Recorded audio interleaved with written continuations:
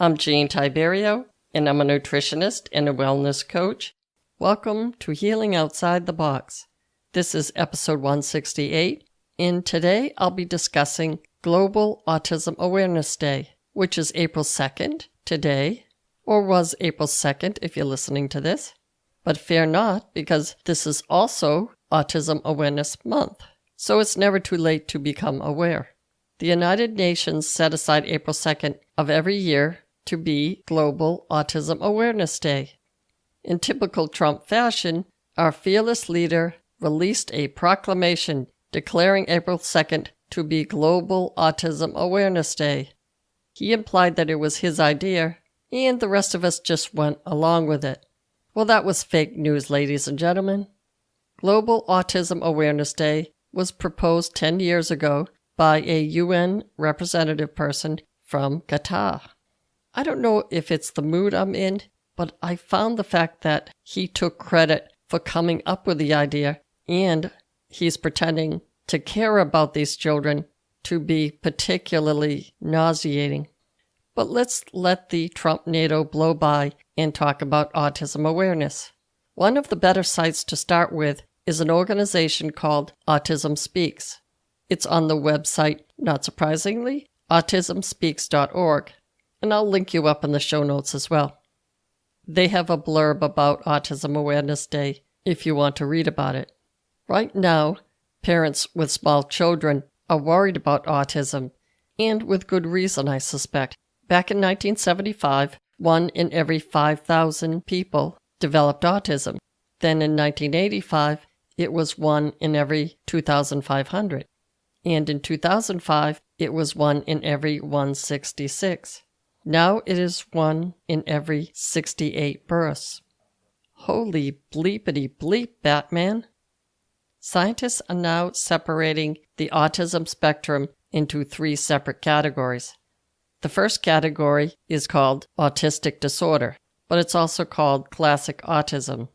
It's what most people think of when they hear about children who have autism, and we'll get to the symptoms in a minute. Secondly, we have Asperger's syndrome. This is generally thought of as a milder form of autism, but not all of the signs are there.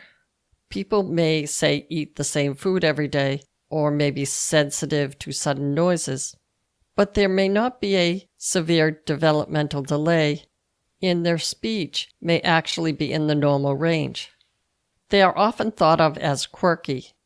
For example, as children, they may walk around clutching a box of Captain Crunch cereal and take it into the car with them when they go on trips. But they may have a few friends and they can engage in conversation. The third category is called pervasive developmental disorder. I know, it sounds pretty meaningless. I've actually heard someone say, "Oh, he's on the spectrum," but they won't say, "Oh, he has pervasive developmental disorder." It's a little too generic to use it to attack someone. These people may only have social interaction problems or communication difficulties. For example, they may not understand slang when it is spoken. And that may be because they're not picking up body language or other cues that tell the rest of us when someone is being sarcastic or joking. The Autism Speaks website goes over a list of signs and symptoms, pretty much as follows. I may add an example of my own to this list. Here are the possible signs of autism in babies and toddlers. There are varying degrees of all of these symptoms. By 6 to 9 months, no social smiles or warm, joyful expressions that are directed at people. By 6 to 9 months, limited or no eye contact. And I'm adding this. They won't turn their head to look at you when you walk into the room. By 9 months, no sharing of vocal sounds. They won't smile, giggle, and there may be very little nonverbal communication. I'm adding this. There may be a complete lack of smiling, which should be noticeable by parents. By 12 months, no babbling. And I'm adding this. By babbling, I mean those cute little noises they make when they're falling asleep. Boop, beep, boop, beep, beep, boop, boop, boop. Something like that. And that babbling would be, say, opposed to myself on occasion when I get a bee in my bonnet about something. By 12 months, there may be no use of gestures to communicate, pointing, reaching, waving. Also by 12 months, there is no response to their name when called. And I'm adding this. This sign is an important one, especially as the child gets older. Next, by 16 to 18 months, there are no words spoken. Again, that should be noticeable by parents. By 24 months, there may be a word here and there, but no meaningful two-word phrases. The average 2-year-old should be able to communicate what they want, and they will look up at you to try to get whatever they want. And last in the toddler category, if a toddler had acquired speech and then loses it, that is another sign. And I'm adding to this. After they start responding to their name, etc., then maybe they get a serious viral infection. Then they stop speaking altogether or looking up at you when you enter the room. That is a warning sign. Okay, now here are the possible signs of autism at any age. Number 1, and this comes from the website, avoids eye contact and prefers to be alone. Again, if the child is not looking up at the parent or sibling, they may not answer to the name. And I'm adding to this, if they are looking at the parent or sibling, they may respond to their name, but they may not give an answer that's appropriate to the question asked. Number 2, struggles with understanding other people's feelings. This is a difficult one to pick up on because the average 2 or 3-year-old will generally be self-centered by nature. I wouldn't focus on that too much. Number 3, remains nonverbal or has delayed language development. Again, this is an important one, as anyone with an autistic child already knows. Having delayed speech and language skills, however, does not mean that they will be unable to read. In fact, they may have an exceptional ability to read. They may appear to be interested in a book and obsessively look at it. That should be the parent's cue to give them lots of books and allow them to read by themselves. And I'm adding to this, trying to get them to socialize when they don't want to may have the opposite effect. But again, each child is unique. Number 4, repeats words or phrases over and over. And I'm adding to this, I wouldn't get hung up on this particular sign because many 3-year-olds will repeat no over and over. It would have to be excessive in something other than the word no. And when it happens, it will probably be obvious. For example, if they repeat a color over and over that is not related to anything in particular. They may give unrelated answers or words to questions. And I'm just putting this in as an opinion. My assumption here is that they do not understand the meaning of the question. They may have heard the words, but they don't understand what the words mean and how to respond if they're not getting the meaning. Number 5, gets upset by minor changes in routine or surroundings. This will be obvious when it is present. And I'm adding this. Any 3-year-old might cry if they want to go out to the park and they are told to put on their shoes. They love the park, but they don't necessarily want to put on their shoes. They're conflicted and, of course, irritated, which comes to no surprise to any parent. The changes in routine we're talking about is more like moving a plate on the dinner table or using a cup that the child is not accustomed to using. Number 6, has highly restricted interests. And I'm adding this.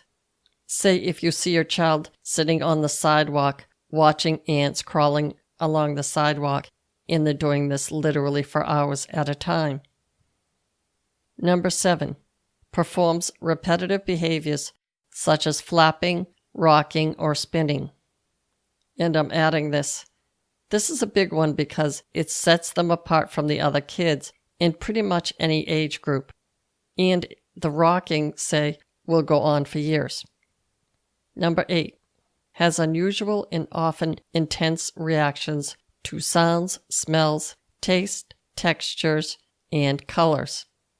And I'm adding to this, usually eats the same foods every day and will get very upset if the food is not around. In fact, they may not eat at all if the food they want is not there. Now, I will also add to this list that at any age, they seldom giggle or even smile. This is very unusual for a child. But the exception may be a pet. Autistic kids may love cats and dogs and even hamsters. This should obviously be encouraged.